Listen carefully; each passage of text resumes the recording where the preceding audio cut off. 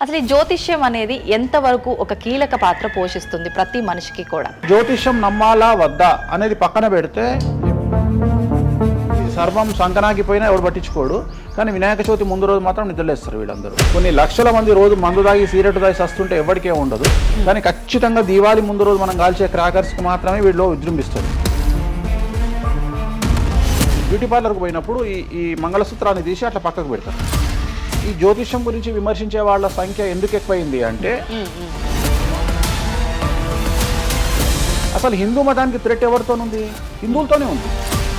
శుభమా అంటూ పెళ్లి చేసుకుంటే విడిపోమని చెప్తున్నాడు వేణుస్వామి అంటే దాన్ని శుభమా అని చెప్పరు నాయన. శాస్త్రాలు కానీ దైవత్వం కానీ తగ్గేదే లేదు, ముందుకెళ్తానే ఉంది. జాతకంలో ఈ దశలను బట్టే కానీ మనం తీసుకుంటున్న ఆహార అలవాట్లను బట్టి కాదంటారా? ఏం తినని వాళ్లకు కూడా క్యాన్సర్స్ వస్తాయి. అంతెందుకు, కరోనాలో మంచి మంచోళ్ళు చచ్చిపోయారు, తాగుబోతులు ఎవరు తావాలా? అవును అవును. దేవుడు అనేవాడు నీ జాతకాన్ని రాసిండు, నీ తలరాత రాయలే. ఈ మధ్య కాలంలో దశమహావిద్యల అమ్మవార్ల గురించి చాలా ఎక్కువగా వింటున్నాం. ఎవరు అసలు ఈ దశమహావిద్యలు, ఎందుకు ఆరాధించొద్దు అందరూ? సో దశమహావిద్యలు అనేవి ఇవాళ కొత్తవి కావు.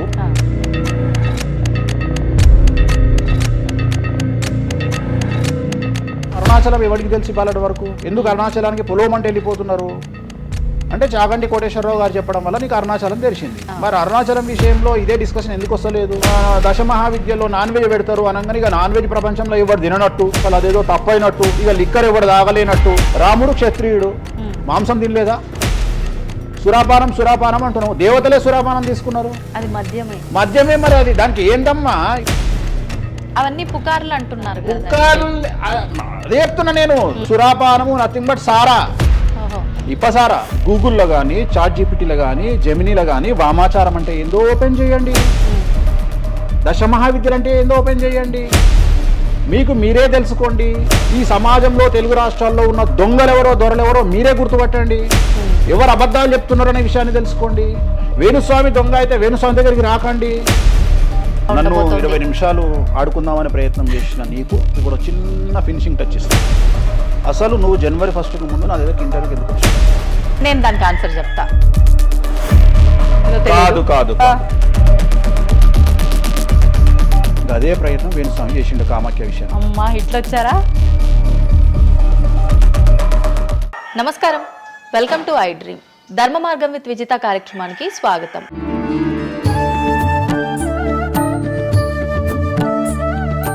ప్రస్తుతం మనతో పాటు ఉన్నారు ప్రముఖ జ్యోతిష్యులు వేణుస్వామి గారు. ఇప్పుడు వారితో మాట్లాడి మరిన్ని విషయాలు తెలుసుకుందాం. ముఖ్యంగా మనకెన్నో సందేహాలు ఉంటూ ఉంటాయి, వాటి గురించి అడిగి తెలుసుకునే ప్రయత్నం చేద్దాం. నమస్కారం అండి. నమస్తే తల్లి. ఓం నమో వెంకటేశాయ. వెంకటాద్రి సంస్థానం బ్రహ్మాండే నాసికించిన వెంకటేశ సమోదేవో నా భూతో నా భవిష్యతి. గురుగారు, చాలా వరకు ప్రస్తుత రోజుల్లో జ్యోతిష్యాన్ని ఎక్కువగా నమ్ముతున్నారేమో అనిపిస్తూ ఉంటుంది. సేమ్ టైం మళ్ళీ జ్యోతిష్యం మూఢనమ్మకము అని చెప్పి కొట్టిపారేసే వాళ్ళు కూడా ఎక్కువైపోయారేమో అనిపిస్తుంది. అసలు ఈ జ్యోతిష్యం అనేది ఎంతవరకు ఒక కీలక పాత్ర పోషిస్తుంది ప్రతి మనిషికి కూడా? సో జ్యోతిషం అనేది నువ్వు చెప్పినట్టుగా ప్రతి మనిషికి ఒక ఫేసు 2 ఫేసులు ఉంటాయి, కానీ కొంతమందికి చాలా ఫేసెస్ ఉంటాయి. ఉదాహరణ వేణుస్వామికి 2 ఫేస్ ఉండొచ్చు, అంటే సామాజికంగా ఒకటి, ప్రైవేట్గా ఒకటి. కానీ సమాజంలో ప్రస్తుతము తెలుగు రాష్ట్రాల్లో ఒక మనిషికి 5 ముఖాలు ఉన్నాయి. అంటే తెలుగు రాష్ట్రాల్లో ఎందుకు చెప్తున్నానంటే, భారతదేశాన్ని మొత్తం కంపేర్ చేసినప్పుడు భారతదేశానికి సంబంధించినటువంటి రాజకీయాలు వేరు, తెలుగు రాష్ట్రాల రాజకీయాలు వేరు. భారతదేశం సోషల్ మీడియా వేరు, తెలుగు రాష్ట్రాల సోషల్ మీడియా వేరు. భారతదేశం న్యూస్ ఛానల్స్ వేరు, తెలుగు రాష్ట్రాల న్యూస్ ఛానల్స్ వేరు. సో ప్రతిదీ తీసుకుంటే తెలుగు రాష్ట్రాలకు సంబంధించి చాలా ప్రత్యేకమైనటువంటి స్టైల్లో మనం ప్రజెంట్ వెళ్తా ఉన్నాము. ప్రత్యేకించి తెలుగు రాష్ట్రాలు ఇంతకుముందు ఒకటే రాష్ట్రానికి పరిమితం అయ్యి ఉండే, అది ఇప్పుడు హైదరాబాద్ కూడా అంటుకుంది. సో 2 రాష్ట్రాలు ఇంచుమించుగా సేమ్ స్టైల్లో వెళ్తున్నాయి. సో జ్యోతిష్యం నమ్మాలా వద్దా అనేది పక్కన పెడితే, ఎప్పుడే కానీ దేని గురించి ఎవరు మాట్లాడినా 2-3 విషయాల గురించి మాట్లాడతారు. ఒకటి ఐడెంటిటీ, ఒకటి బ్రాండు, ఒకటి ప్రత్యేకించి పిఆర్ స్ట్రాటజీ. ఇప్పుడు బ్రాండ్ అనేది వేణుస్వామి అంటే ఒక బ్రాండ్. వేణుస్వామి జ్యోతిషం గురించి మాట్లాడుతున్నాడు అంటే చాలామంది వెయిట్ చేస్తారు, జరిగిందా జరగలేదని విశ్లేషించుకుంటారు, అదొక పద్ధతి. వేణుస్వామిని విమర్శించే వాళ్ళు ఏం చేస్తారంటే వాళ్ళు ఐడెంటిటీ క్రైసిస్లో ఉంటారు. ఆ. సో వాళ్ళు వేణుస్వామిని విమర్శించినా లేకపోతే ఒక పెద్ద వ్యక్తిని విమర్శించినా వాళ్లకు దానివల్ల ఐడెంటిటీ వస్తుంది. మామూలుగా వాళ్ళు విమర్శిస్తే ఎవడు పట్టించుకోడు, వేణుస్వామిని విమర్శిస్తే పట్టించుకుంటారు. అలా కాకుండా కొంతమంది ఇది ఏమంటారు హేతువాదులు అనొచ్చు, లేదంటే నాస్తికులు అనొచ్చు, ఇంకోటి అనొచ్చు. సో వీళ్ళందరూ ఏంటంటే ప్రత్యేకించి హిందూ మతానికి సంబంధించిన జ్యోతిష్యం గురించి మాట్లాడతారు, హిందూ మతానికి సంబంధించిన పండుగల వినాయకుని గురించి మాట్లాడతారు. మొత్తం ప్రపంచమంతా పొల్యూటెడ్ అయ్యి కలుషితమై సర్వం సంకనాగిపోయినా ఎవడు పట్టించుకోడు, కానీ వినాయక చవితి ముందు రోజు మాత్రం నిద్రలేస్తారు వీళ్ళందరూ. అట్లనే అసలు ఈ ప్లాస్టిక్ వల్ల అసలు నూనె ఎట్లా వస్తుంది, ఎందుకంటే 90 రూపాయలకు 1 కిలో నూనె ఎట్లా తింటున్నాం మనము అని ఆలోచించాడు ఎవరు లేడు. కొన్ని లక్షల మంది రోజు మందు తాగి సిగరెట్ తాగి వస్తుంటే ఎవరికే ఉండదు, కానీ ఖచ్చితంగా దీవాళి ముందు రోజు మనం కాల్చే క్రాకర్స్కి మాత్రమే వీడిలో విజృంభిస్తాడు. సో ఇవన్నీ కూడా ఐడెంటిటీ క్రైసిస్ అవ్వచ్చు, లేదా పని కట్టుకుని విమర్శించాలి అవ్వచ్చు. మనం ఏం నమ్ముతాము అంటే లెక్కలు నమ్ముతాం. 2002కు పూర్వము 2002 తర్వాత తీసుకుంటే జ్యోతిష్యాన్ని నమ్మేవారి సంఖ్య, హిందూ మతాన్ని నమ్మేవారి సంఖ్య 9% పెరిగింది. సో ఇది వేణుస్వామి సొంత కవిత్వం కాదు, గూగుల్ చేస్తే గూగుల్లో మీకు కనిపిస్తుంది పర్సంటేజ్ ఎంత పెరిగింది అనేది. సో ఎప్పుడే కానీ గుర్తుంచుకోవాల్సింది ఏంటి అంటే మనము సైంటిఫిక్గా సైన్స్ పరంగా మనం ఎంత ముందుకెళ్తామో మన జెన్జీ జనరేషన్ ఆల్ఫా జనరేషన్లు ఎంత ఫాస్ట్గా వస్తాయో ఎట్ ది సేమ్ టైము దేవుళ్ళ మీద నమ్మకాలు కూడా అదే పరిస్థితులలో ఉంటాయి. కాకపోతే ఇక్కడ ఏంటి అంటే ఒకటి ఎక్స్ప్రెసివ్ అవ్వచ్చు, ఎక్స్ప్రెసివ్ కాకపోవచ్చు. ఎందుకు పెరిగాయి అంటారు ఈ పర్సంటేజ్ మీరు అన్నట్లుగా? అంటే ఖచ్చితంగా కష్టాల ప్రాబ్లం. అంటే ఇక్కడ కష్టాల కంటే కూడా కాంపిటీషన్ అని చెప్తాను నేను. సో ఇప్పుడు ఏమైపోయింది అంటే విపరీతమైనటువంటి కాంపిటీషన్లోకి నెట్టబడ్డాం మనం అందరము కూడా. అంటే ఏమైపోయింది అంటే ఒక 1990కి పూర్వము మనం సంపాదించుకునే సొమ్మంతా కూడా దాచిపెట్టుకొని ఆ డబ్బును దాచుకొని మన కుటుంబాలు తింటాయి, మన పిల్లలు తింటాయి అనే ఆలోచన ఉండేది. 2000 సంవత్సరం తర్వాత ఏమైపోయింది అంటే మనం సంపాదించుకున్నది మనమే ఎంజాయ్ చేయాలి, ఒక కారు కొనుక్కోవాలి, సో లగ్జరీ లైఫ్ లీడ్ చేయాలి, 10 మందికి చూపించుకోవాలి. అంటే స్వతహాగా అనుభవించడం కంటే కూడా 10 మందికి చూపించుకోవాలి అనేటువంటి ఒక పనికిమాలిన భావన జనాల్లో చాలా వచ్చింది. ఇది ఎంతవరకు కరెక్ట్ అంటే తప్పు చెప్తున్నా. ఇప్పుడు ఉదాహరణ ఇన్ఫ్లుయెన్సర్స్ చూస్తుంటే అసలు యాక్చువల్గా వినాయక చవితి అనేది చవితి రోజు చేసుకోవాలి, కానీ వీళ్ళు ఏం చేస్తున్నారు వినాయక చవితికి 2 రోజుల ముందరనే వినాయక చవితి చేసుకొని దాన్ని మొత్తం ఎడిట్ చేసి అంతా చేసి వినాయక చవితి నాడు పోస్ట్ చేస్తారు. సో దీనివల్ల వాళ్ళ ఖచ్చితంగా ఎఫెక్ట్ అవుతుంది. ఎందుకు ఎఫెక్ట్ అవుతుంది అంటే ఇప్పుడు మాంగళ్యం ఉంది, ఉదాహరణ మెడలో మంగళసూత్రం అనేది ధరిస్తారు అమ్మాయిలు. వీళ్ళు ఏం చేస్తున్నారు ఈ మధ్యన అంటే కొంతమంది అమ్మాయిలు వెస్ట్రన్ కల్చర్కు బానిసలైన అమ్మాయిలు ఏం చేస్తారంటే దాన్ని ఏమంటారు బ్యూటీ పార్లర్కి పోయినప్పుడు ఈ మంగళసూత్రాన్ని తీసి అట్లా పక్కకు పెడతారు. సో మళ్ళీ ఎప్పుడైతే నువ్వు ఆ మంగళసూత్రాన్ని వేసుకుంటున్నావో ఆ సమయం కనుక మంచిది కాకపోతే ఎఫెక్ట్ అవుతుంది ఫ్యామిలీ. సో అందుకని నువ్వు చేసేటువంటి వినాయక చవితి పూజ కరెక్ట్ సమయంలో చేయకపోతే అది నెగిటివ్ అయ్యేటువంటి అవకాశం ఉంది. సో ఇట్లా ఇన్ఫ్లుయెన్సర్స్ ఉదాహరణ ఇప్పుడు జనరల్గా బేసిక్గా మనము ఒక యూరోప్ కంట్రీకి పోతున్నాము, ఒక దుబాయ్కి పోతున్నాము అంటే మనం అక్కడికి పోయినాక షాపింగ్ చేస్తాం. కానీ ఇప్పుడు ఉన్నటువంటి జనరేషన్లో వీళ్ళందరూ ఏంది ఇక్కడ షాపింగ్ చేసి మళ్ళీ అక్కడ షాపింగ్ చేస్తారు. అంటే చాలా విచిత్రం అయిపోయింది. అంటే ఖచ్చితంగా సంవత్సరానికి ఒక 10 డొమెస్టిక్ టూర్లు, ఖచ్చితంగా సంవత్సరానికి ఒక 5 ఇంటర్నేషనల్ టూర్స్. ఇవన్నీ దేనికోసము అంటే సమాజానికి మా దగ్గర డబ్బులు ఉన్నాయి అని చూపించుకోవడం కోసము, సో ఆర్భాటాల కోసము. సో నేను జనరల్గా ఏం చెప్తా అంటే first build your own brand. First brand build చేసుకున్నాక తర్వాత నువ్వు బ్రాండ్కి అలవాటుగా. ఇప్పుడు ఒక అనామకుడు ఒక మామూలు మనిషి రేంజ్ రోవర్ కార్ వేసుకొని వస్తే జనాలందరూ రేంజ్ రోవర్ కార్ను చూస్తారు. అదే ఒక సూపర్ స్టార్ ఒక ప్రభాస్ ఒక మహేష్ బాబు వస్తే మహేష్ బాబుని చూస్తారు, ప్రభాస్ని చూస్తారు, కానీ కార్ను చూడరు. సో నేనేమంటే ఫస్ట్ నువ్వు దాన్ని తయారు చేసుకో. ఇప్పుడు ఉదాహరణ ఒక బాలీవుడ్ హీరోయిన్ ఉంది, ఆ బాలీవుడ్ హీరోయిన్ ఒక ఎల్వి హ్యాండ్ బ్యాగ్ వేసుకుంది, సపోజ్ అది ఫేకే అనుకుందాం, బట్ జనాలు అందరూ అది ఒరిజినల్ అనుకుంటారు. అదే ఒక మామూలు అమ్మాయి నిజంగానే ఎల్వి బ్రాండ్ వేసుకుంది, కానీ అది ఫేక్ అనుకుంటారు. సో అందుకని ఫస్ట్ నీ బ్రాండ్ నువ్వు నిలబెట్టుకున్న తర్వాత అప్పుడు నువ్వు బ్రాండ్స్ జోలికి వెళ్ళు. ఇప్పుడు సో ప్రస్తుతం సమాజంలో ఈ జ్యోతిష్యం గురించి విమర్శించే వాళ్ళ సంఖ్య ఎందుకు ఎక్కువైంది అంటే వాళ్ళకు వ్యక్తిగతమైన అంశాలు చాలా ఉంటాయి. They want subject. అంటే ఏమైపోయింది ఇప్పుడు ఎగ్జాంపుల్ ఇప్పుడు నేనే ఒక యూట్యూబ్ ఛానల్ పెట్టుకున్నా, నన్ను నేను ఓన్గా జర్నలిస్ట్గా నన్ను నేను గుర్తించుకున్నా, నాకు సబ్జెక్ట్ కావాలి అంటే అట్లీస్ట్ నేను ప్రతిరోజు కనీసం ఒక 10 నుండి 15 వీడియోలు చేయాలి అంటే నాకు ఆ మనిషితో పని లేదు, ఆ వ్యవస్థతో పని లేదు, ఆ సబ్జెక్టుతో పని లేదు. నేను రాకెట్ గురించి నేనే మాట్లాడతా, జ్యోతిష్యం గురించి నేనే మాట్లాడతా, రైతు గురించి నేనే మాట్లాడతా, పిడకల గురించి నేనే మాట్లాడతా.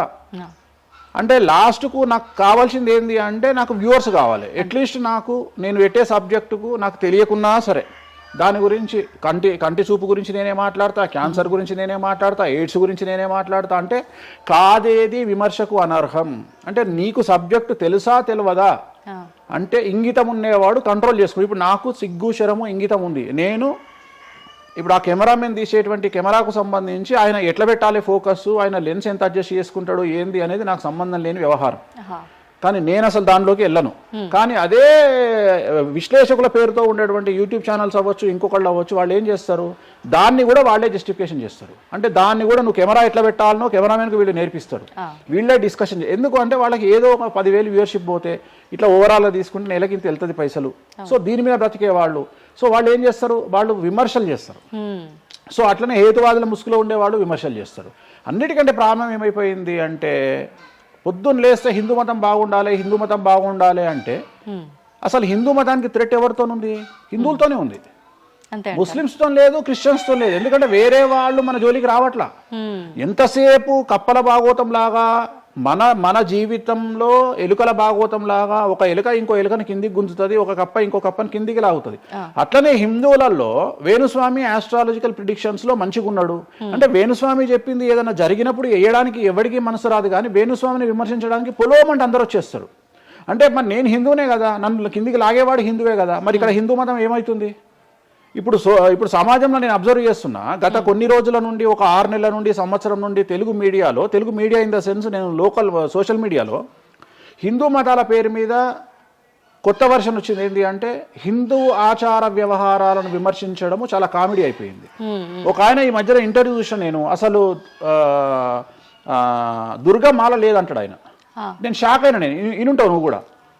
నాకు ఆశ్చర్యం అనిపించింది. దుర్గమాల లేదు అంటే అమ్మవారి మాల, జనరల్ గా భవానీ మాల కరెక్ట్ వర్డ్. భవానీ మాల లేనే లేదు, అసలు చరిత్రలో లేదు అంటాడు. అంటే సమాజము ఏదో విధంగా భక్తి మార్గం వైపు వెళ్తుంది అంటే నువ్వు సంతోషంగా ఫీల్ అవ్వాలి. కానీ దాన్ని కూడా విమర్శించేవాడు ఎందుకంటారు ఇలా అంటే వీళ్ళందరూ పండితులు కాదు, వీళ్ళందరూ standing comedians or sitting comedians.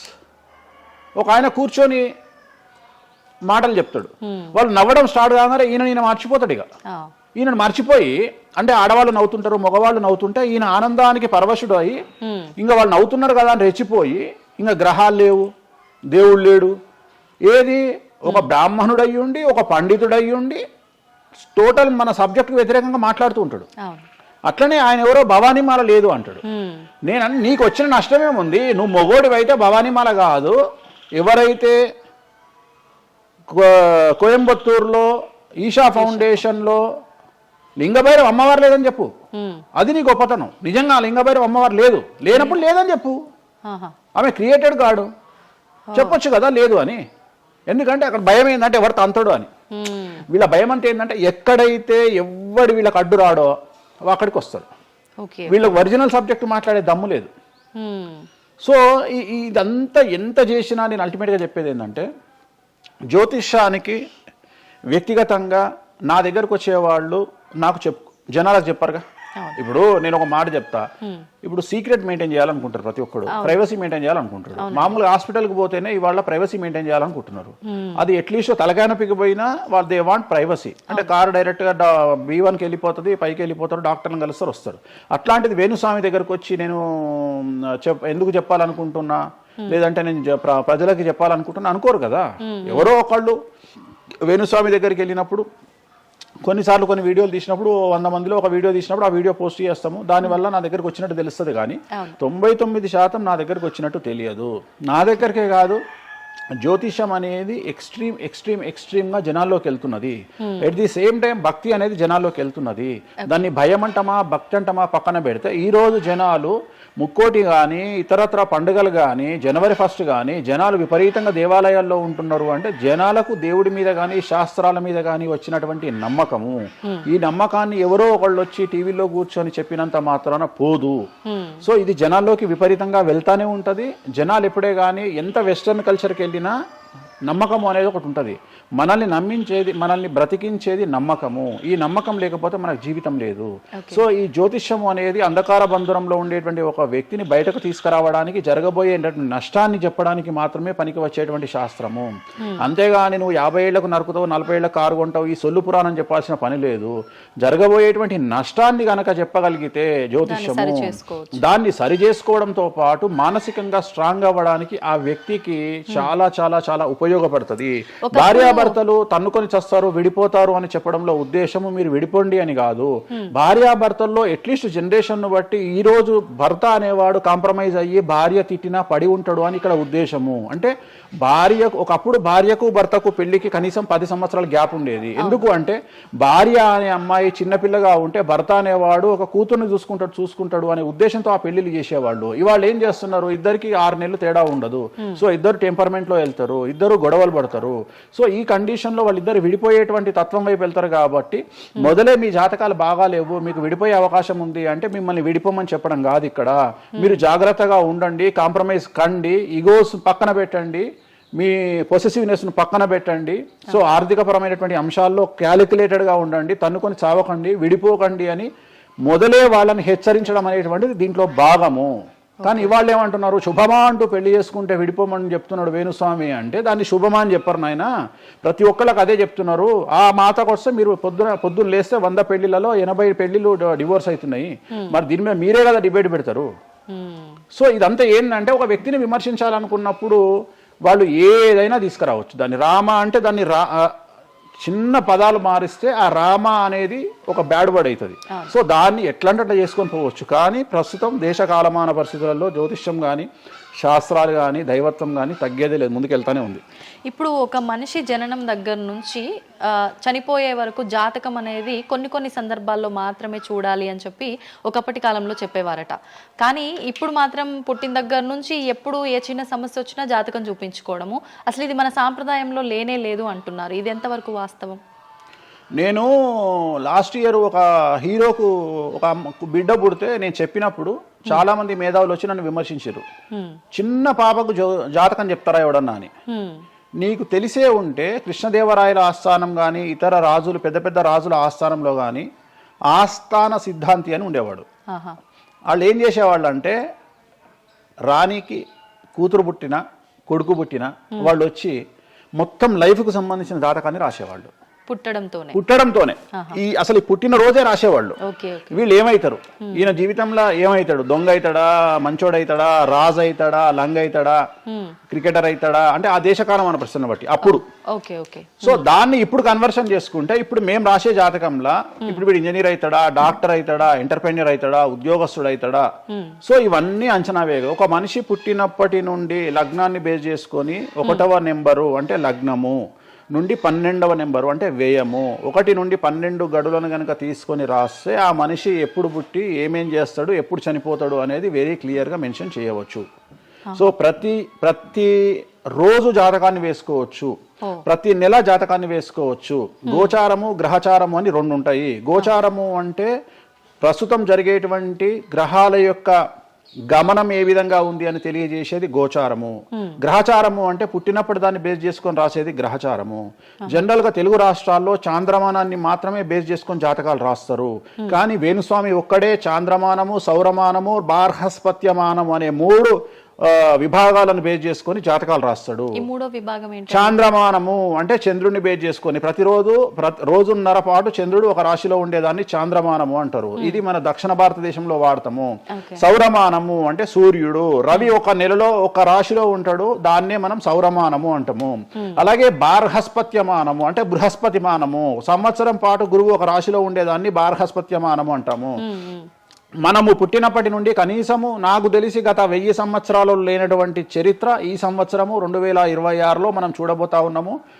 గురువు ఒకే సమయములో 6 నెలల్లో 3 రాశుల్లోకి ప్రవేశిస్తా ఉన్నాడు. అంటే జనరల్ అర్థం కాదు, అసలు మనం ఎప్పుడు చూడలే. అందుకనే ఈ సంవత్సరం చాలా పెను సంచలనాలు ఉంటాయి. 2026లో గురువు మిథునం, కర్కాటకం, సింహం 3 రాశుల్లోకి వచ్చి మళ్ళీ రివర్స్ వస్తున్నాడు కర్కాటకానికి. సో చాలా విచిత్రమైనటువంటి ఒక గమనాన్నిగా మనం చూడాల్సి వస్తుంది. ఇది చాలా పెను సంచలనాలకు అంటే సృష్టిలోనే ఒక విచిత్రమైనటువంటి అనుభూతిని మనం పొందబోతా ఉన్నాము, మంచి చెడులు పక్కన పెడితే. సో ఇలాంటి పరిస్థితి నుండి జాతకాలను విశ్లేషించడము ఇవన్నీ కూడా నడుస్తాయి. ఇప్పుడు కొన్నిసార్లు మనిషి కొన్ని సందర్భాల్లో ఇబ్బంది వచ్చినప్పుడు నా తలరా తింటే భగవంతుడు ఇంకా రాసేశాడు, నేనేం మార్చలేను అంటుంటారు. కొన్నిసార్లు భగవంతుడిని పక్కన పెట్టి, తలరాతను పక్కన పెట్టి మనం గట్టిగా ఒకటి అనుకుంటే అయిపోతుంది అని అంటూ ఉంటారు. మీరు ముందుగానే ఒక శిశువు జననం అయినప్పుడే వాళ్ళ మొత్తం లైఫ్కి సంబంధించిన జాతకం ఇవ్వగలుగుతాము అన్నారు. మరి ఇప్పుడు మధ్యలో ఇప్పుడు చెప్తున్న వాళ్ళ విధానాలను బట్టి మనం అనుకుంటే అయిపోతుంది, ఏదైనా మనం ప్రయత్నం చేస్తే మారుతుంది, భగవంతుడు దాన్ని మార్చేస్తాడు కొన్ని ప్రయత్నాల వల్ల అంటారు. ఈ రెండిట్లో అసలు దేన్ని నమ్మాలంటారు? ఇప్పుడు భగవంతుడు రాసినాడు, మన జాతకము మారదు, మన తలరాత మారదు అని అనుకుంటే అలాంటి వాళ్ళందరినీ మనం చేయాల్సింది ఏంటంటే, వాళ్ళకి ఎవరికైనా హార్ట్ అటాక్ రాగానే వాళ్ళని అట్లనే బెడ్ మీద కూర్చోబెట్టి ఎదురుగా ఫోటో పెట్టి దేవుని మొక్కమని చెప్పాలి. హాస్పిటల్కి ఎవరిని పంపించొద్దు. ఎందుకంటే తలరాత కదా, భగవంతుడు రాసేసిండు కదా. మరి ఎందుకు మరి అనవసరంగా అంబులెన్స్కి ఫోన్ చేయడము, హాస్పిటల్కి వెళ్ళడం ఎందుకు? పనిలేని పని కదా. అంటే నీ ప్రయత్నము, హార్ట్ అటాక్ వచ్చినా కానీ నిన్ను తీసుకుపోయి హాస్పిటల్లో అడ్మిట్ చేస్తున్నారు. సో హాస్పిటల్లో నిన్ను టైంకు తీసుకుపోవాలా వద్దా అని డిసైడ్ చేసేది జాతకం. నువ్వు బతుకుతావా బ్రతకవా అని డిసైడ్ చేసేది జాతకం. ఇక్కడ నేను తోపు నేను తురుము అని అనుకుంటే నడవదు. నేను తోపు నేను తురుము అనుకోవద్దు. చాలామంది చాలా రకాలుగా కష్టపడతారు. కష్టపడితేనే సుఖపడతాము, కష్టపడితేనే జీవితం అభివృద్ధిలోకి వస్తుంది అనుకుంటే అతి కష్టం పడేది గాడిద. సో అతి కష్టం పడేది డ్రైనేజీలో పనిచేసేటువంటి మున్సిపల్ వర్కర్స్. సో వాళ్లకు ₹1,00,000 రోజుకు జీతం ఇచ్చినా తక్కువ లేదు. అంటే వాళ్ళు ఊడ్చే చెత్త, వాళ్ళు తీసే చెత్త ఈ ప్రపంచంలో ఎవరూ భరించలేరు. అలాంటిది వాళ్ళు చేసే కష్టం మీద కంపేర్ చేస్తే ఈ ప్రపంచంలో ఇక కష్టం చేసే మనుషులే లేరుగా. మరి అలాంటి వారికి మనం ఇచ్చే జీతం ఎంత? 40,000, 50,000. కానీ వాళ్లకు కనీసం నెలకు 40 లక్షలని ఇవ్వాలి. అంటే నువ్వు చేసే కష్టానికి కాకుండా నువ్వు తెలివితో చేసే కష్టానికే విలువ ఎక్కువ.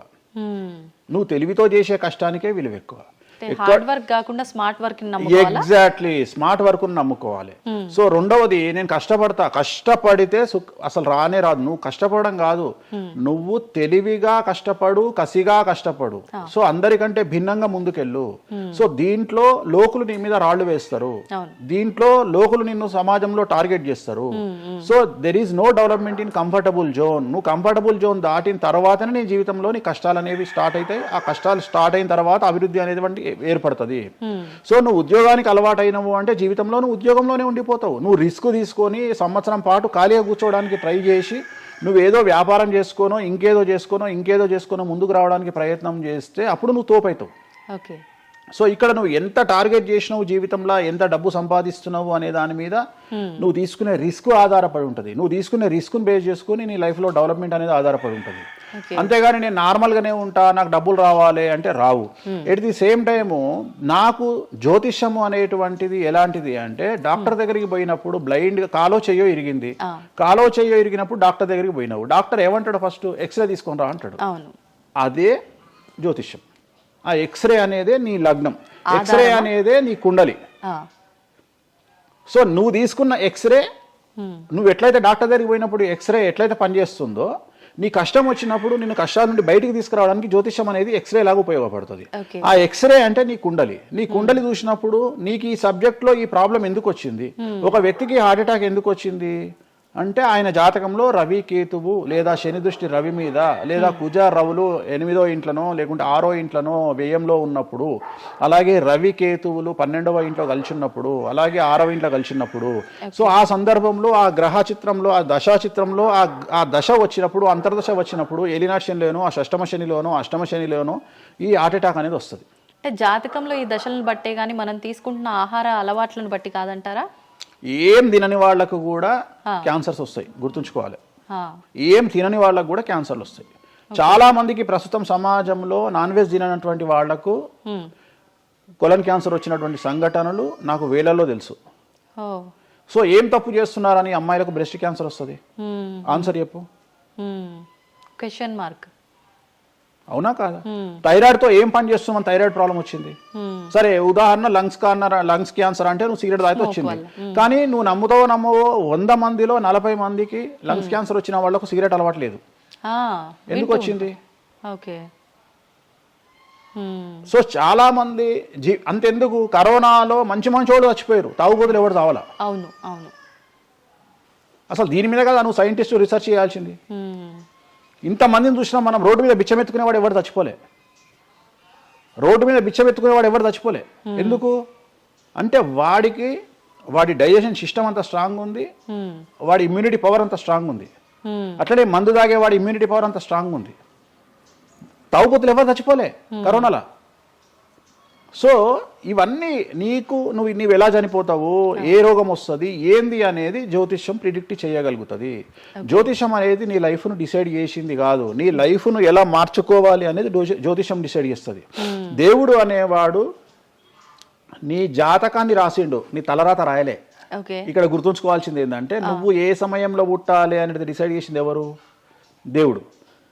సో నువ్వు పుట్టినప్పుడు 9 గ్రహాల కాంబినేషన్స్ ఎక్కడున్నాయి?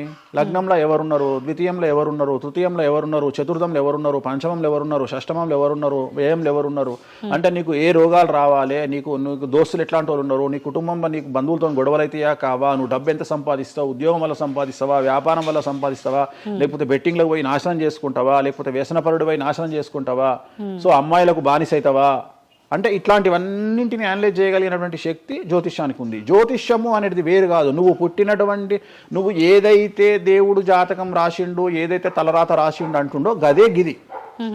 అంటే పుట్టిన టైముని ప్లేస్ని అన్నిటిని బట్టే ఈ ప్రిడిక్షన్. ఒక మనిషి పుట్టిన సమయాన్ని బేస్ చేసుకొని ఇప్పుడు నువ్వు మాట్లాడుతున్న దేవుడు రాసిన తలరాతనే జాతకం. తలరాత వేరు, జాతకం వేరు కాదు. నీ తలరాత అనేది ఈ లగ్నంలో ఉంది, ఈ కుండలిలో ఉంది, దీన్ని బేస్ చేసుకొని దీన్ని చేతిలో పట్టుకొని నువ్వు ముందుకెళ్తే నీకు ఏ ప్రాబ్లం ఉండదు.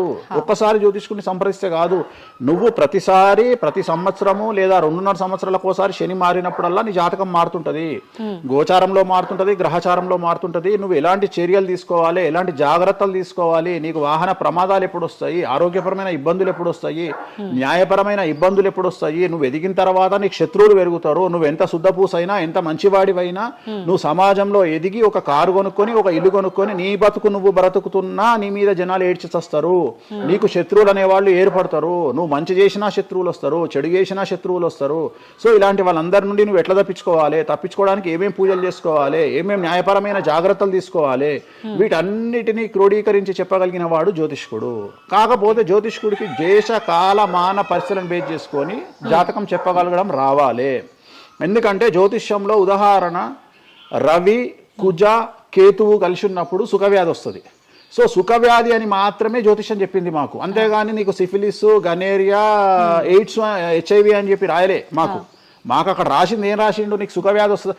కాకపోతే దేశకాలమాన పరిస్థితులను బట్టి ఏ వ్యాధులు వస్తున్నాయో దాన్ని అంచనా వేయగలిగిన శక్తి జ్యోతిష్కుడికి ఉండాలి. ఇప్పుడు కూడా నువ్వు ఇంజనీరింగ్ చేస్తున్నావు అంటే ఇంజనీరింగ్ ఇంకో 2 ఏళ్ళు అయితే పోతుంది. సో కొత్త ఏదో వస్తుంది, స్టడీస్ వస్తాయి. సో మనం మారుతూ ఉండాలి, మనం అప్డేట్ అవుతా ఉండాలి. ఎట్లయితే టెక్నాలజీ కోసము, ఎట్లయితే కెమెరా విషయంలో, ఎట్లయితే మైక్ల విషయంలో అప్డేట్ అవుతున్నామో మేము కూడా జ్యోతిషం విషయంలో అప్డేట్ కావాలి. కానీ మమ్మల్ని అప్డేట్ అవ్వడానికి ఎవరు మాకు భుజం తట్టేవాళ్ళు కానీ, వెన్ను తట్టేవాళ్ళు కానీ, మమ్మల్ని ఎంకరేజ్ చేసేవాడు కానీ ఉండడు. ఎంతసేపు మా మీద దాడి చేద్దామని చూసేవాడే ఉంటాడు. మేము ఏదైనా విశ్లేషించి కొత్తది చెప్పుదాము అనేటువంటి ప్రయోగం చేయంగానే ఆటోమేటిక్గా రాకెట్ ఫెయిల్ అయితేనేమో సింపతి చూపిస్తారు, మేము చెప్పింది ఫెయిల్ కాగానే దాడి చేస్తారు. సెఫాలజిస్టుల పేరుతోని ప్రతి సంవత్సరము కనీసం ఒక 20-30 మంది ఫెయిల్ అయితేనే ఉంటారు ఎన్నికలలో. వాళ్ళ జోలికి ఎవడు పోడు. కానీ మేము ఎవడన్నా పుసుక్కున ఎక్కడన్నా ఎన్నికలు గెలవయ్యి అని చెప్పగానే మా మీద దాడి చేసే వాళ్ళు ఎక్కువ ఉంటారు. సో మాకు కూడా ఎంకరేజ్మెంట్ చేస్తే మేము సైన్స్ను ఎప్పుడో పండబెట్టగలిగిన శక్తి మాకు ఉన్నది, జ్యోతిష్కులకు లేక కాదు. కాకపోతే మమ్మల్ని ఎవడు వెన్నుదడతాడు, మా గురించి ఎవడు మాట్లాడతాడు, మా గురించి మెచ్చుకునేది పర్సనల్గా వ్యక్తిగతమైనటువంటి టర్మినాలజీలో మాతో మాట్లాడేవాళ్ళు మెచ్చుకుంటారు తప్ప సమాజం మమ్మల్ని చూసే దృష్టి వేరు. ఎంతసేపు మా దాంట్లోనే మాకుండదు. మా దాంట్లో యాచకా శత్రువు అంటే బిచ్చపోరు శత్రువు అని మా దాంట్లో మాకే తన్నులాట. కామాఖ్యకు పోయి బలుడిచ్చి పూజలు చేసుకునేటువంటి జ్యోతిష్కుడు హైదరాబాద్కు వచ్చి అక్కడ బలులే లేవని చెప్తాడు ఒక జ్యోతిష్కుడు. సో ఇట్లా ఎందుకు చెప్తున్నారు అంటే వాళ్ళ కర్మ మనం ఏం చేయలేము. సో ఓవరాల్గా జ్యోతిష్యం అనేది ఏదైనా చరిత్ర సృష్టించగలుగుతుంది. జ్యోతిష్యము అంటే మనిషి యొక్క తలరాతనే జ్యోతిష్యం. ఇప్పుడు మీరు చెప్పిన దాన్ని బట్టి అంతా మనం పుట్టిన టైము ప్లేస్ని బట్టే డిసైడ్ అవుతుంది ఈ ప్రిడిక్షన్ అంతా. అంటే న్యాచురల్గా బర్త్ జరిగితే ఓకే, కానీ ఇప్పుడు అన్ని ముహూర్తాలు పెట్టుకొని టైము అన్ని చూసి చేస్తున్నారు కదా, మరి ఇటువంటి వారికి జాతకం ప్రిడిక్షన్ కరెక్ట్ ఉంటుందా? ఆ ముహూర్తం పెట్టాలి అనేటువంటి టైమింగ్ కూడా ఆయనే డిసైడ్ చేస్తాడు, దేవుడే. ప్రతిదీ మనం తోపులం అనుకుంటాం, నేను ఓన్గా ఆలోచిస్తున్నా అనుకుంటాడు. ఓకే, అది ఆల్రెడీ డిసైడెడే. నీ మనసులో ఆ భావం రావడానికి, నీ మనసులో ఆ ముహూర్తం పెట్టించుకోవాలి అని అనుకోవడానికి కర్త కర్మక్రియనే భగవంతుడు. మరి ఇది పెళ్లిళ్ళ విషయంలో ఎందుకు వర్తించదు? పెట్టుడు ముహూర్తాల్లో పెళ్లిళ్ళు వద్దు, అదంత సఖ్యతతో ఉండరు భార్యాభర్తలు అంటారు కదా.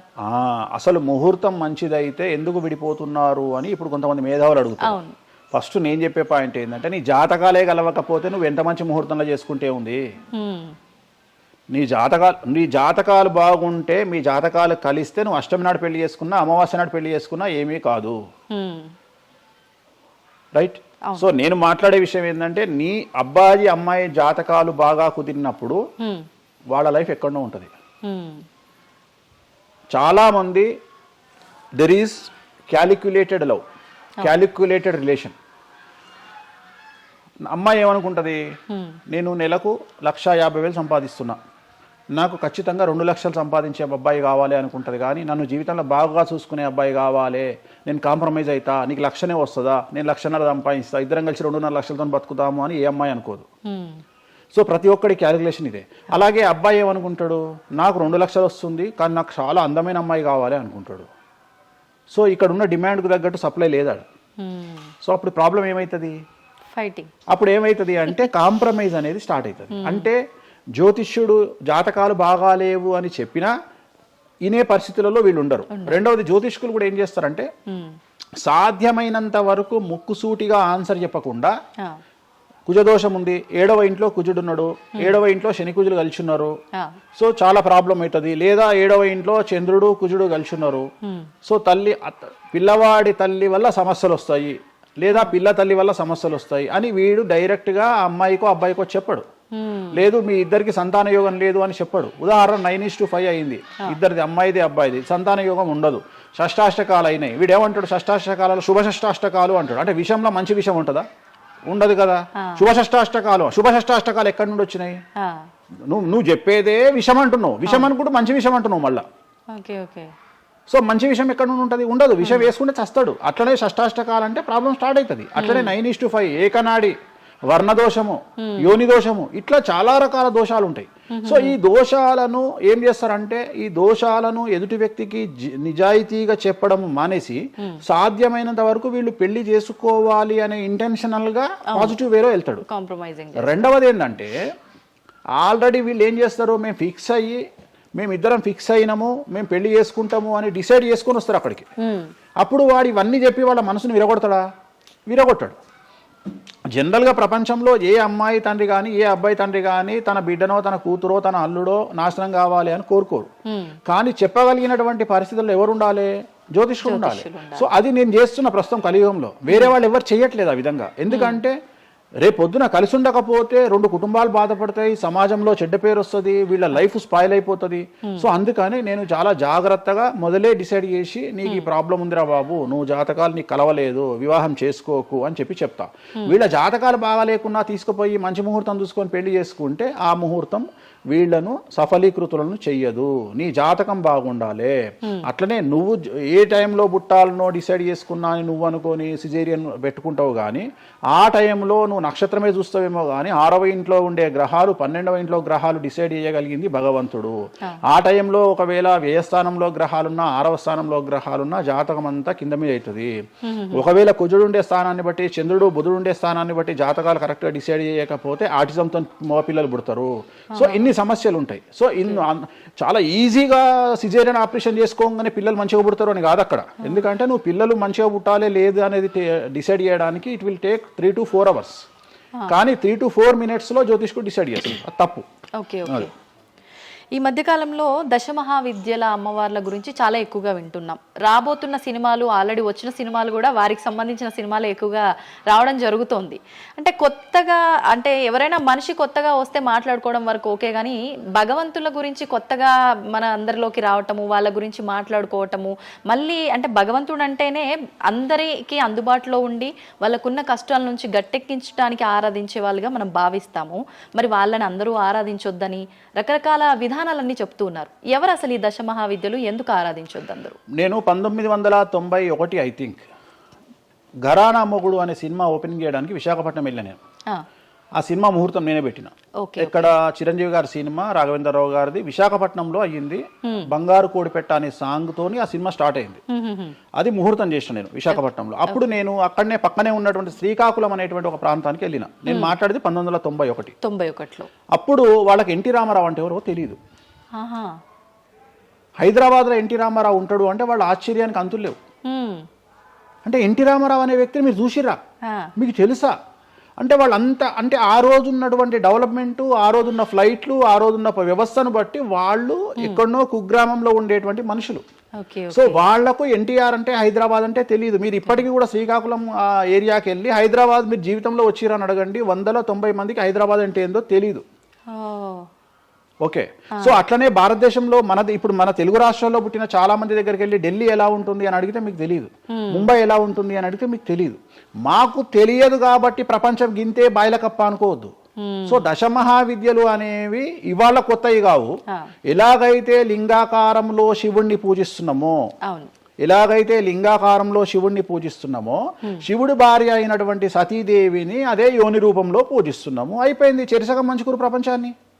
నీకు ఇవాళ తెలిసింది వేణుస్వామి చెప్తే.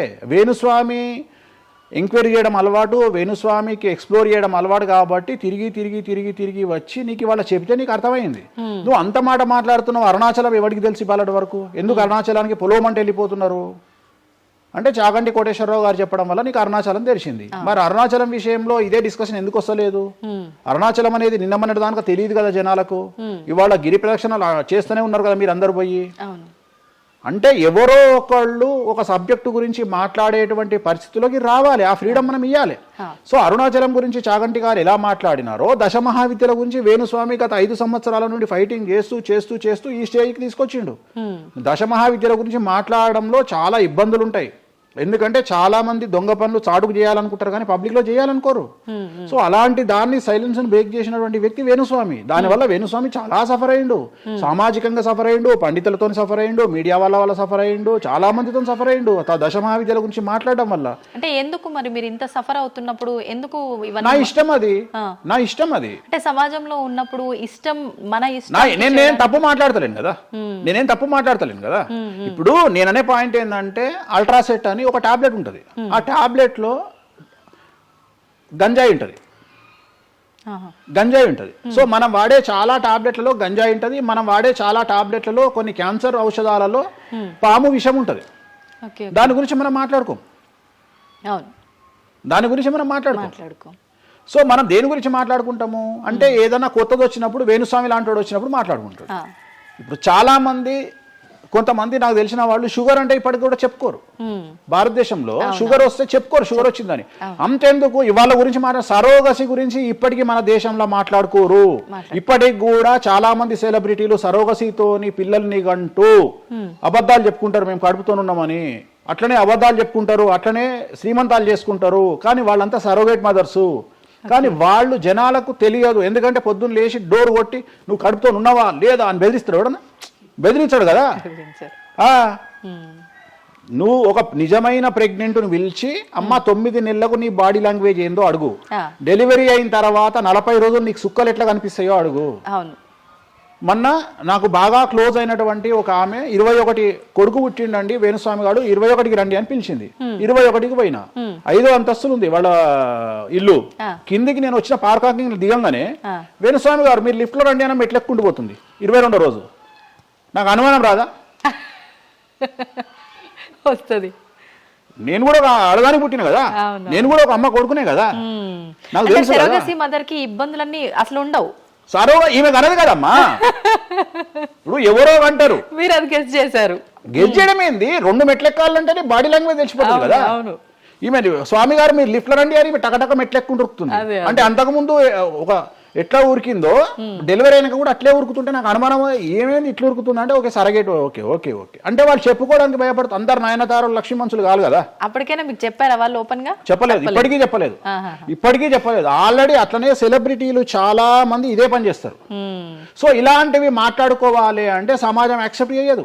కానీ వేణుస్వామి వచ్చి దశమహావిద్యలో నాన్ వెజ్ పెడతారు అనగానే ఇక నాన్ వెజ్ ప్రపంచంలో ఎవరు తిననట్టు, ఇక నాన్ వెజ్ అసలు నాన్ వెజ్ ఇక అసలు అదేదో తప్పైనట్టు, ఇక లిక్కర్ ఎవరు తాగలేనట్టు.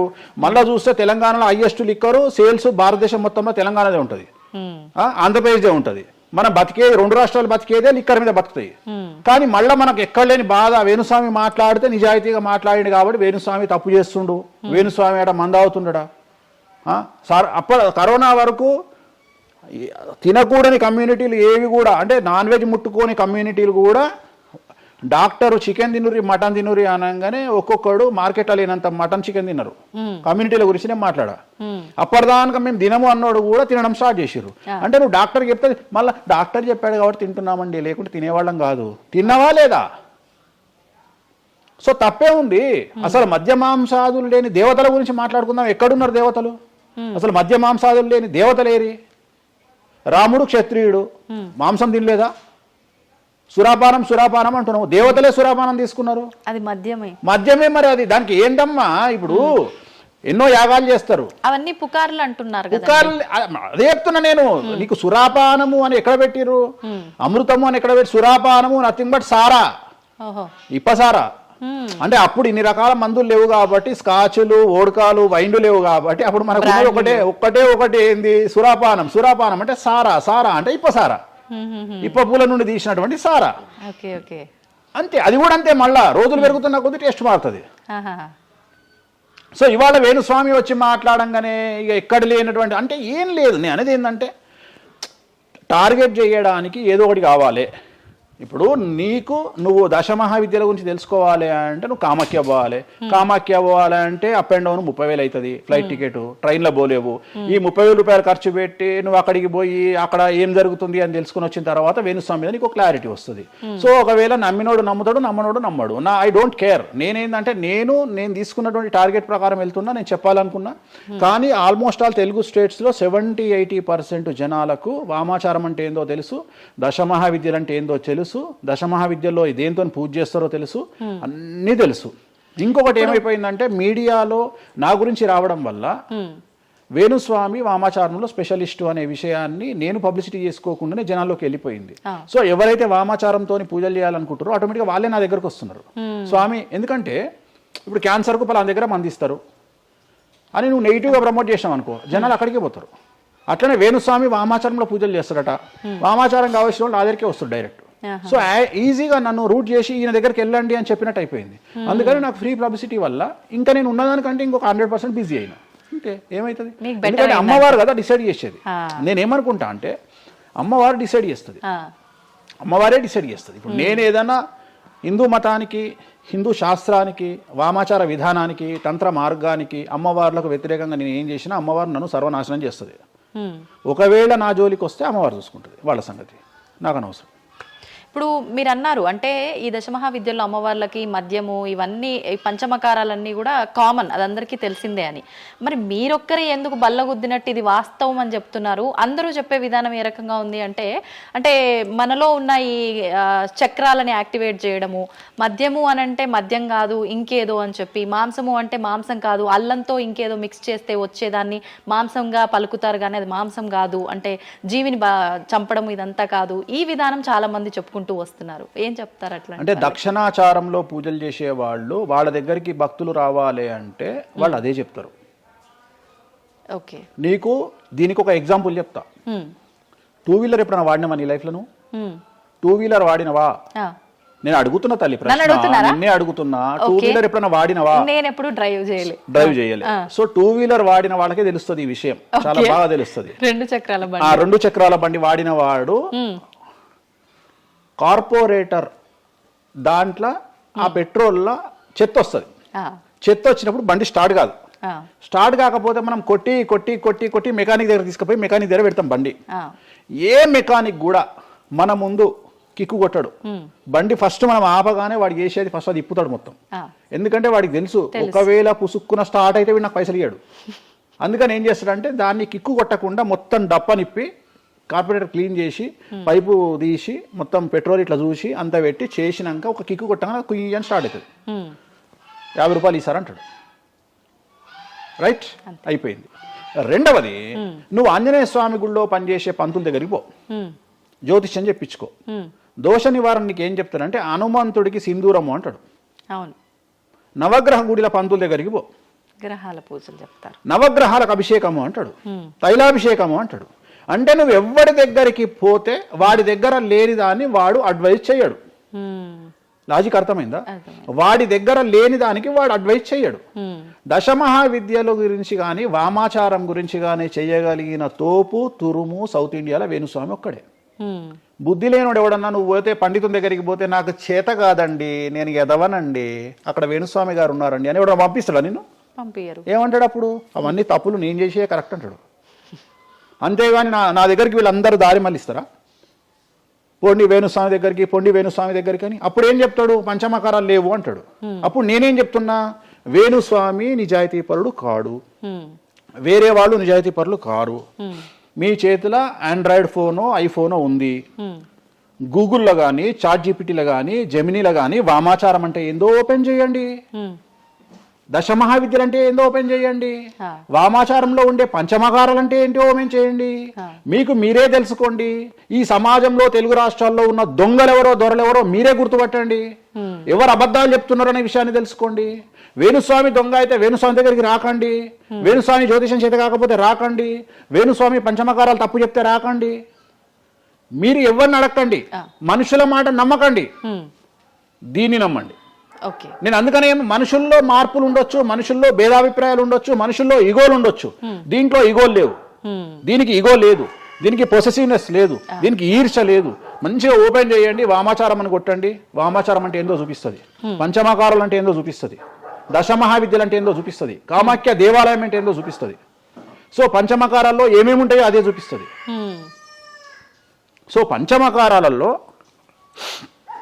ఒక్కటి మాత్రమే గురుముత, మాకు గురువు ఏం నేర్పించిండో అది మేము చేయాలి. మిగిలిన 4 మైథునం, మిగిలిన 4 ఫిజికల్గా పెట్టాల్సిందే. సాత్విక దేవతలు అంటే గణపతి, సరస్వతి, వెంకటేశ్వర స్వామి, చండి, వీళ్ళంతా సాత్విక దేవతలు. మేము దశమహావిద్యలకు వచ్చేటప్పటికి ఉగ్రదేవతలు. ఉగ్రదేవతలకు ఎప్పుడు కానీ డైరెక్ట్గా నువ్వు ఏమైతే సబ్జెక్ట్లో ఉన్నాయో అవి పెట్టాల్సిందే. సో ఉగ్రదేవత విషయంలో కాంప్రమైజ్ అనేది లేదు. ఉగ్రదేవతలకు నువ్వు ఖచ్చితంగా సాటిస్ఫై చేయాల్సిందే. నాకు అర్థం కాని విషయం ఏంటంటే తెలంగాణలో ఆషాఢ మాసంలో బోనాల విషయంలో జరిగే తంతునే నేను కొత్తగా చేస్తలేను, అదే తంతు నేను చేస్తున్నా. మీకు అక్కడ లేని సమస్య ఇక్కడ ఎందుకు వస్తుంది నాకు అర్థమైతలేదు. కానీ అక్కడ బలి అండ్ పానకం, కళ్ళు, ఈ 2 సాకపోయటం మాత్రమే ఉన్నాయి. పంచమకారాలు ఏం లేవు కదా. మత్స్యం అంటే ఏంది? చేపతో ఏం కుంపలు మునిగినాయి. కానీ మీరు అన్నట్టుగా చూస్తే ఇక్కడ పంచమకారము, ఇక్కడ మాత్రం పంచమకారం కాదు కాబట్టి విమర్శిస్తున్నారేమో. అవునమ్మా, ఇప్పుడు ముద్ర అనేది అది ముద్ర తంతే కదా, క్రియనే కదా. తంత్ర మార్గంలో ముద్ర అనేది ఒక వ్యవస్థ. మత్స్యము అంటే చేపనే కదా. నువ్వు కొత్తగా పెట్టేది ఏముందాడా? మటను, మద్యము, మత్స్యము, ఇంకొకటి ఎక్కువ వస్తుంది నీకు, అంతే అంతే కదా నువ్వు పెట్టేది. కానీ అది కూడా ప్రాంతాన్ని బట్టి చేయాల్సిన విధానము. దాన్ని తీసుకొచ్చి ఇక్కడ మాట్లాడేది ఏంది, ఎందుకు మాట్లాడాలి అని అంటున్నారు కదా. సో ఇప్పుడు ఒక ప్రాంతానికే దేవత పరిమితం అయితే అట్లా అని కాదు, కొంతమంది ప్రాంతానికి పరిమితమై ఉంటారు, కొంతమంది గ్రామానికి పరిమితమై ఉంటారు, అలా ఉంటూ ఉంటారు కదా. మరి అక్కడ కామాఖ్య దగ్గరే చేయాలి, కామాఖ్య దగ్గరే మాట్లాడాలి, ఆ పూజలు తీసుకొచ్చి ఇక్కడ చేయడం ఇక్కడ నేనేం చేయలేదే అనే వాళ్ళు ఉన్నారు. అవునమ్మా, అదే చెప్తున్నా. వాళ్ళు ఎందుకు అంటున్నారు అంటే వాళ్ళకి పోతుంది కదా, వాళ్ళ కూడు దగ్గర నోటి దగ్గర కూడిపోతుంది కదా, మస్తుగా మాట్లాడతారు. ఇది ఏమైతుంది? నేను ఒక లాజిక్ చెప్తా. ఇప్పుడు నీకు ఒక షాపు నడుస్తుంది, బుక్ స్టాల్ అంటే ఎదురుగా ఇంకో బుక్ స్టాల్ పెట్టినప్పుడు ఆటోమేటిక్గా వీడు దెబ్బతింటాడు. నేను ఒక కొత్త మార్గం ఎంచుకున్నా, ఈ కొత్త మార్గం ఎంచుకోవడానికి దమ్ము ధైర్యం కావాలి. నా వేలో నేను వెళ్తున్నా. నన్ను విమర్శించడానికి చాలా మంది వస్తారు. కారణం ఏంటి అంటే వేణుస్వామి ఒక్కడే, వేణుస్వామి ఒక్కడే. కానీ 99 మంది పాజిటివ్ దక్షిణాచారంలో వెళ్తే వేణుస్వామి ఒకడే వామాచారంలో వెళ్తున్నాడు. వీళ్ళకి నేను అందరికీ కాంపిటీటర్గా వీళ్ళు భావిస్తున్నారు. నేనేమంటున్నా అంటే సార్ నీకు నేను కాంపిటీటరే కాదు, ఎందుకంటే మీరందరూ సౌందర్య మన ఆమె పేరు ఇంకో సాయి ఏమో హీరోయిన్ పేరు ఏదో ఉంటుంది కదా, సాయి పల్లవి. సో మీరంతా సాయి పల్లవి సౌందర్య టైపు, నేను సన్నీ లియోన్ టైపు. నన్ను వదిలేయండి, నన్ను వదిలేయండి. నాకు మీకు కాంపిటీషన్ లేదు. నేను బికినీ మీద తిరుగుతా, నేను అన్ని వదిలేసుకున్నా. నా మొలదారం కూడా తీసి పక్కకు పెట్టిన. అంటే నాకు బట్టలు ఇప్పే అవకాశం మీకు ఇయ్యట్లా, మొత్తం ఇప్పేసుకున్నా నేను ఆల్రెడీ. మీరు ఇప్పుదామంటే ఏం లేవు నా దగ్గర చివరికి నా అండర్వేర్తో సహా నా మొలదారంతో సహా ఇప్పుకున్నా. ఇంకేం లేవు మీరు ఇప్పడానికి. సో మీ పని మీరు చేసుకోండి, మీరు సాత్విక దేవతలను ఆరాధించుకోండి, మీరు ఏం చేసుకోండి. వీళ్ళదంతా ఏ కాన్సెప్ట్ అంటే సువర్ణ పుష్పార్థం అక్షతాం సమర్పయామి అంటే సువర్ణ పుష్పం అనుకొని అక్షతలేనైనా మీరు అదే బ్యాచ్. మంద అనుకొని మటన్ అయినా, మాంసం అనుకొని మటన్ అయినా, మంద అనుకొని స్కాచ్ పోయినైనా నాది ఆ బ్యాచ్. నా బ్యాచ్ నాదే. నేను జెన్యూన్గా ఏం కావాలనో అమ్మవారికి అదే ఇస్తా. చాలామంది శాస్త్రంలో వారాహి అమ్మవారికి ఎరుపు రంగు అన్నము నైవేద్యంగా పెట్టమని చెప్పారు. ఇక మన మేధావులు ఇంత కుంకుమ తీసుకొని అన్నంలో కలిపి ఇక ఫీల్ అవుతుంటాడు, ఇక వాడికి రక్తం కలిపినట్టే ఇక తీసుకొచ్చి పెడతాడు. అంటే నువ్వు అమ్మవారిని పిచ్చిదాన్ని చేస్తావా? శాస్త్రం ఏం చెప్పింది, నువ్వేం చేస్తున్నావు అంటే చెక్ చేసుకోమని చెప్పి ఇవి చెప్ప చేత కాదు ఎవరికి. శాస్త్రం ఏం చెప్పింది, వారాహి అమ్మవారికి ఎరుపు రంగులో అన్నం పెట్టమని చెప్పింది. నువ్వేం చేస్తున్నావు, అమ్మవారిని మోసం చేసి కుంకుమతో అన్నం పెడుతున్నావు. ఆ కుంకుమ కూడా ఒరిజినల్ కాదు, డూప్లికేట్ కుంకుమ. సో అక్కడ ఏం పెట్టాలనో నాకు తెలుసు, నువ్వు వాటి పెడతలేవు. అమ్మవారు నిన్నెందుకు రా అనుగ్రహిస్తుంది, అమ్మవారిని నిన్ను ఎందుకు అనుగ్రహించాలి అంటే నువ్వు అమ్మవారిని మోసం చేసే మొనగానివి కదా, మోనార్కు కదా నువ్వు. నేను మోసం చేయ అమ్మవారిని. రెండవది, నన్ను నమ్మితే నా దగ్గరికి రమ్మంటున్నా. నా మాట వినకండి, వాళ్ళ మాటనే వినండి, ఈ శుద్ధపూసల మాటనే వినండి, నా మాట వినకండి. ఫస్ట్ మీరు నన్ను మెచ్చుకున్న వీడియో దయచేసి చూడకండి. నన్ను యాంకర్లు బట్టలిప్పాలి అని ప్రయత్నం చేసిన వీడియోలు చూడండి. నన్ను చాలా వరకు అంటే ఈయన ఏదో దొరకబట్టి విని ఆ ఉన్న లాస్ట్కు నాది ఆ ముల్లారం కూడా ఇప్పేసిన, ఇంకేమైనా ఉన్నాయేమో బాడీలో గుంజుదామో అని ప్రయత్నం చేసే యాంకర్ల వీడియోలే చూడండి. నా గురించి నెగిటివ్ పెట్టిన వీడియోలే చూడండి. మీకు నా మీద చివరిగా నమ్మకం కలిగి ఈయన దగ్గర విషయం ఉందంటే రండి, లేకుంటే రాకండి. ఇంకొక విషయం అంటే మీరు ఇంత ధైర్యంగా దర్జాగా ఒక సవాల్ విసిరినట్టుగా మాట్లాడుతున్నారు వీడియోలో మాట్లాడినప్పుడు. మరి మీరు చెప్పినవన్నీ అంటే వేణుస్వామి చెప్పినవన్నీ వాస్తవాలైతే, శాస్త్రంలో ఉంది నేను చూపిస్తానే అతనైతే, ఎంతసేపు ఉన్నా ఆయన పర్సనల్ వీడియోలో చెప్పడము, వేరే యాంకర్ల దగ్గర చెప్పడం తప్ప డిబేట్లకు ఎందుకు రారు, వచ్చి మాతో వాదించవచ్చు కదా, ప్రూవ్ చేయొచ్చు కదా అని చాలా మంది అంటున్నారు. మీరు రెడీనా? డిబేట్లకు రాను. ఎందుకని? కానీ మనం అగ్రిమెంట్ పేపర్లు రాసుకుందాం. నీ ద్వారా చెప్తున్నా నువ్వు కామాఖ్యకు నేను తీసుకుపోతా. నేను చెప్పిన దాంట్లో కామాఖ్యలో ఏది జరగకపోయినా నా దుకాణం పని చేసుకుంటా. నా ప్రాపర్టీ మొత్తం రాసి చేసి నేను నా ఫ్యామిలీతో సహా దేశం వదిలిపెట్టి వెళ్ళిపోతా, లేదు స్టేట్ వదిలిపెట్టి వెళ్ళిపోతా. అన్ని వాస్తవం అని మీరు ప్రూవ్ చేస్తారు. అక్కడ అక్కడికి నేను ప్రూవ్ చేసిన అవసరం లేదమ్మా. నీకే ₹1,00,000 ఇస్తా, పోయి చూసుకొని రాదు కెమెరాలో. ఓకే, దీనికి ఎందుకు డిబేట్ ఎందుకు? నువ్వే పోయిరా, నీకు నేను డబ్బులు ఇస్తా, ₹1,00,000 ఇస్తా, పోయిరా. ఓకే, పోయేసి అక్కడ ఏమేమి జరుగుతుంది, ఏమేమి పూజలు చేస్తారో నువ్వే చెప్పు. ఇప్పుడు కామాఖ్యలో కూడా అమ్మవారి గర్భగుడి లోపల దాకా ఈ పంచమకార వ్యవహారం కానివ్వండి, బలి సాంప్రదాయం, ఆ బలికి సంబంధించిన విధానం కానీ లోపలికి లేదు, అది కూడా ఏదున్నా మెయిన్ గుమ్మం బయటే అని అంటున్నారు. అది సో ఇది అంతా నీకు ఎప్పుడు రైట్స్ వస్తాయి అంటే చూసినప్పుడు మాట్లాడడానికి వస్తాయి. నువ్వు ఎవరో చెప్పిన దాన్ని నన్ను కార్నర్ చేయడానికి అడిగితే పనికిరావు. నేను అనే పాయింట్ ఏంటంటే ఇవన్నీ షో చేయడానికి పని చేయనటువంటి వ్యవస్థ. అంటే ఇవన్నీ నేను వీడియో రూపంలో మీ ముందుకు తీసుకురాలనేటువంటి వ్యవస్థ. సో దీనికోసము నువ్వు వాళ్ళ కోణంలో నన్ను ప్రశ్న అడిగినావు అనుకో, నేనేమంటున్నా అంటే నా కోణంలో అడిగిపిస్తా, వచ్చి చూడు.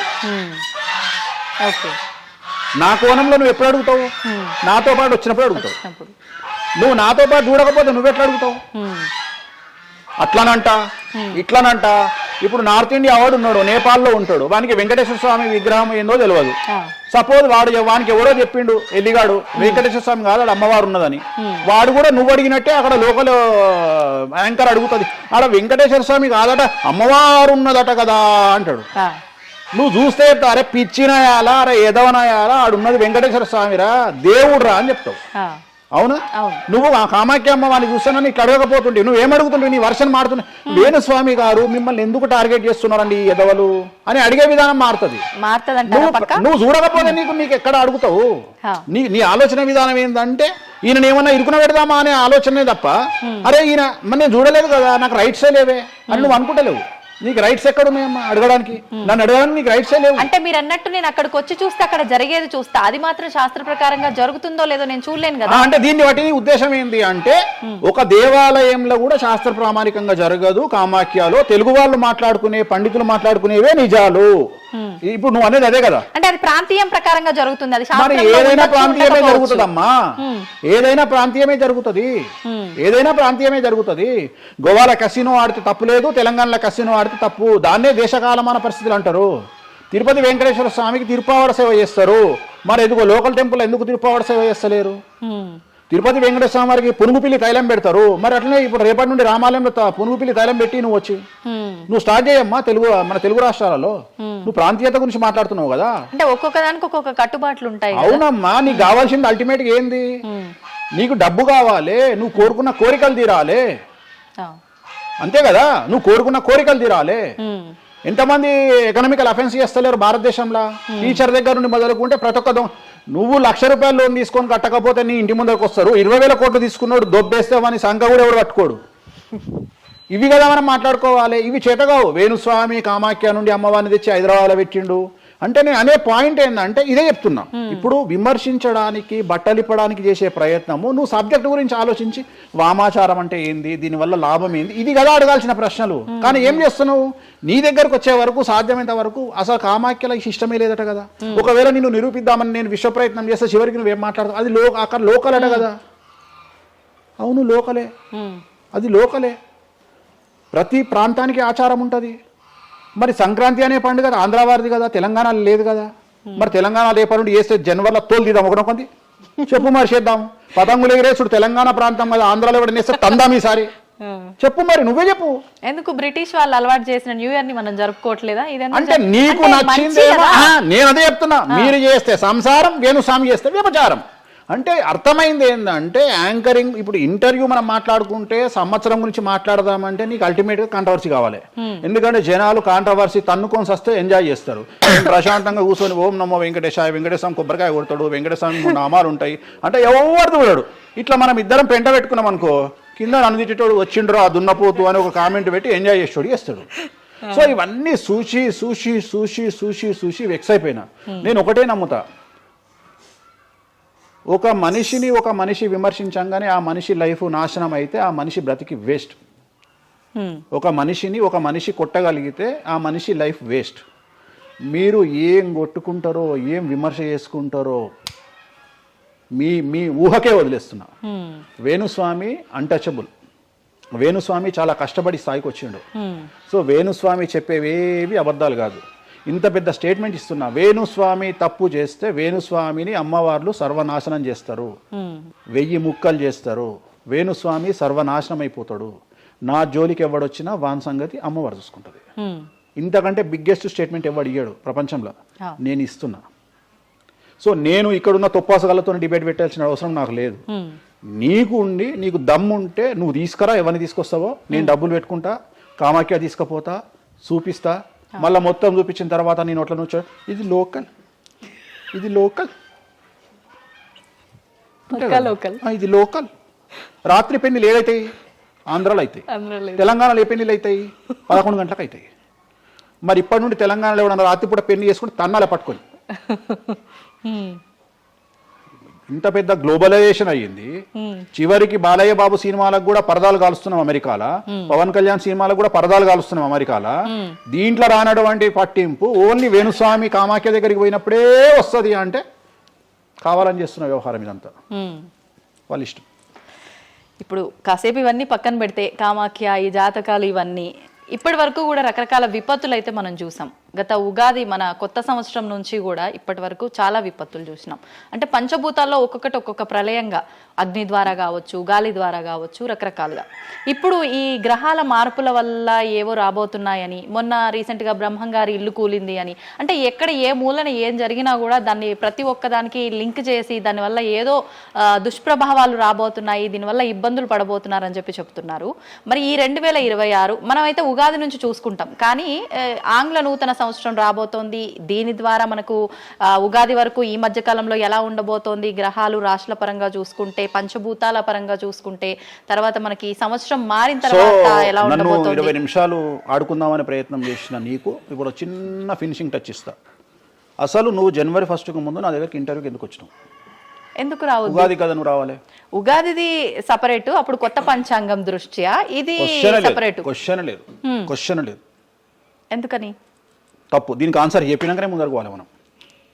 ఉగాది 2026 మార్చి 19 నాడు శ్రీ పరాభవన సంవత్సరం వస్తుంది. దానికి కదా మనం పంచాంగం తీసుకోవాలి. నేను ఎందుకు ముందుగా వచ్చానంటే నేను దానికి ఆన్సర్ చెప్తా. మీరు ఎట్లాగో బిజీ పూజల్లో, మళ్ళీ నాకు అవకాశం దొరుకుతుందో లేదో తెలియదు. కాదు కాంపిటీషన్ జీవితములో నిన్ను నువ్వు నిలబెట్టుకోవడానికి కొత్తదనాన్ని ఎంచుకొని నిన్ను నమ్ముకున్నటువంటి ఓనర్కు నీ పూర్తి కర్త కర్మ క్రియ నీ రిజల్ట్ను ఇవ్వడానికి నువ్వు చేస్తున్నటువంటి ఒక ప్రయత్నం, నిన్ను నువ్వు జనాల్లో కొత్తగా ప్రొజెక్ట్ చేసుకోవడానికి చేస్తున్నటువంటి ప్రయత్నం.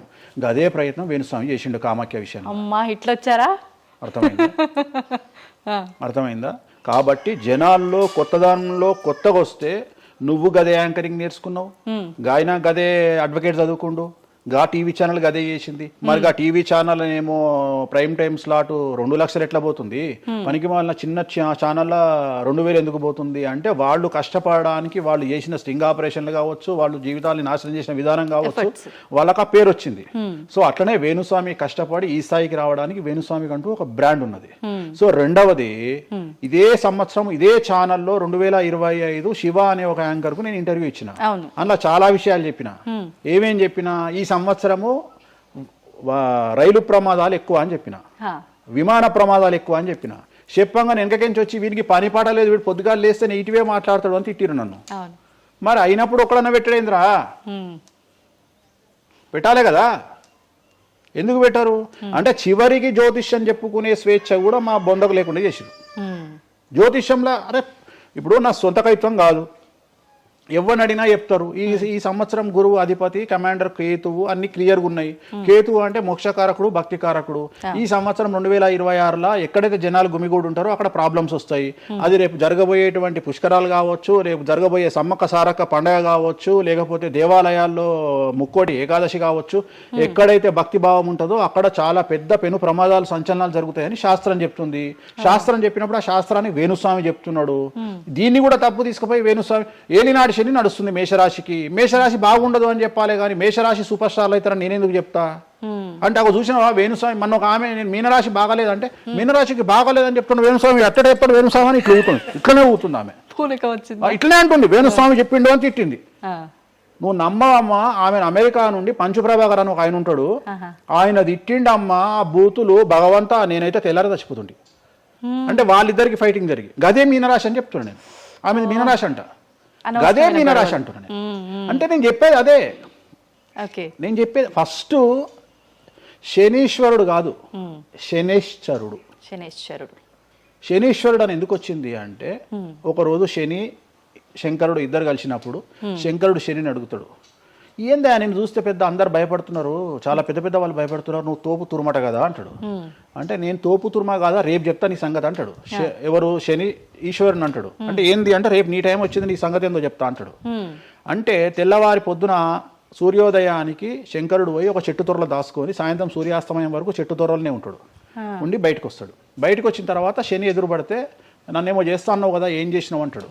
అంటే నువ్వు లయకారకుడివి, ప్రపంచాన్ని శాసిస్తావు, ముల్లోకాలను శాసిస్తావు, అట్లాంటి నిన్ను తీసుకుపోయి సూర్యోదయం నుండి సూర్యాస్తమయం దానిక చెట్టు త్వరలో దాచిపెట్టిన, ఇంతకంటే నేను చేసేదే ఉంది అంటాడు. ఆట మొదలు పెట్టేశాడు అక్కడ ఆల్రెడీ. అప్పటి నుండి ఆయనకు శనీశ్వరుడు అని పేరు వచ్చింది. Okay okay. సో ఇది జరిగింది శంకరుడికి కూడా జరిగింది, రాముడికి కూడా జరిగింది. సో ఏలినాటి శని పీరియడ్లో, షష్టమ శని పీరియడ్లో బాధలు పడేటువంటి పరిస్థితి ప్రతి ఒక్కళ్ళకు ఉంటుంది. రెండవసారి ఏలినాటి శనిలో మరీ దరిద్రంగా ఉంటుంది. కలియుగంలో దాని తీవ్రత చాలా ఎక్కువగా ఉంటుంది. కలియుగంలో ఫిజికల్ కంటే మానసికమైన దెబ్బలు చాలా ఎక్కువగా ఉంటాయి. జనాలు కొట్టే దెబ్బలు చాలా ఎక్కువగా ఉంటాయి. నరఘోష వల్ల తినే దెబ్బలు చాలా ఎక్కువగా ఉంటాయి. కలియుగ దైవమైనటువంటి వెంకటేశ్వర స్వామి వారికే ఎన్నో రకాల పూజలు చేసి దిష్టి తీయడానికి ప్రయత్నం చేస్తున్న సందర్భంలో ఆఫ్టర్ ఆల్ మానవుల మనమెంత. సో మన మీద ఎన్నో రకాల దుష్ప్రయోగాలు ఉంటాయి, ఎన్నో రకాల నరఘోషలు ఉంటాయి. సో ఇవన్నీ జనాలకు తెలియజేయాల్సిన బాధ్యత ఒరిజినల్ పండితుడిగా, ఒరిజినల్ జ్యోతిష్కుడిగా నా మీద ఉంది. సో సొంత కవిత్వము జనాలకు పాజిటివ్గా చెప్పడానికి నేనేమి ఏమో అంటారు కదా, వ్యక్తిగత ఏదో అంటారు వాళ్ళను, వ్యక్తిగతంగా కౌన్సిలింగ్ ఇచ్చేటువంటి వాడిని కాదు నేను. సో నేను శాస్త్రం ఏం చెప్పిందో నేను దాన్ని మాత్రమే జనాలకు చెప్పడానికి నేను ఇక్కడ ఉన్నా. అంతేగాని క్యాన్సర్ వచ్చిన పట్టుకొని నీకు ఏం లేదు అని చెప్పి వాడిని ఇంటికి పంపించి 2 రోజుల తర్వాత సచ్చేటట్టు చేసేటువంటి నీచుడిని నేను కాదు. క్యాన్సర్ వస్తే క్యాన్సర్ వచ్చింది, ధైర్యంగా బతుకు, ఇంకా బతుకు, నీ కోరికలు తీర్చుకో, అన్ని కోరికలు తీసుకొని సావు అని చెప్తా. రెండవది, అన్ని తిని 60 ఏళ్ళు పోతే ఏం తినకుండా 80 ఏళ్ళు బతికితే లాభం లేదు. సో కలియుగంలో ఇవన్నీ సమస్యలు చాలా తీవ్రంగా ఉంటాయి. భార్యాభర్త కారులో పోతే పక్కింటోడు ఏడిస్తాడు, మంచి కారు కొనుక్కుంటే ఏడిస్తాడు, ఒక పిల్లగాడు మంచి ఉత్తీర్ణత శాతంలో పాస్ అయితే ఏడిస్తారు, మంచి ఉద్యోగం వస్తే ఏడిస్తారు, ఒక పొలిటికల్ బాగుంటే తెస్తాడు, ఒక యాంకర్కు డబ్బులు వస్తే తెస్తాడు. సో ప్రతి దగ్గర ఏడుపు ఏడుపు ఏడుపు, జలసు అనేటువంటిది రాజ్యమేలుతున్నటువంటి సందర్భంలో తెలుగు రాష్ట్రాలలో అది పీక్ స్థాయిలో ఉండేటువంటి పరిస్థితులలో నిజాలు చెప్పి జనాలని భయానికి దూరంగా ఉంచాల్సినటువంటి బాధ్యత నాది, జరగబోయే నష్టం నుండి కాపాడాల్సినటువంటి బాధ్యత నాది అని ఇంతమంది రాళ్ళేసినా, ఇంత చెండాల పనులు చేసినా, వ్యక్తిగతంగా నన్ను విమర్శలు చేసినా నేను ఎవరిని వ్యక్తిగతంగా విమర్శించడం లేదు. ఎందుకంటే ప్రతి ఒక్కడి ముడి కింద ఖచ్చితంగా సమస్యలు ఉంటాయి. ఈ శుద్ధపూస ఎవడూ కాదు. నాకంటూ నెల రోజులు పక్కకు తీస్తే ఒక్కొక్కటి జాతకాలు చెప్పగలుగుతా అందరివి. నేను వాటి జోలికి బోదలుచుకోవట్లేదు. శాస్త్రం ఏం చెప్పిందో శాస్త్ర ప్రామాణికంగా నేను జనాలకు తెలియజేయాలని కోరుకుంటున్నా. సో లాస్ట్ ఇయర్ ఎట్లా జరుగుతుందో 2025లో అనుభవించిన కష్టం కంటే 2026 ఎక్కువ, 2026 కంటే 27 ఎక్కువ, 27 కంటే 28 ఎక్కువ.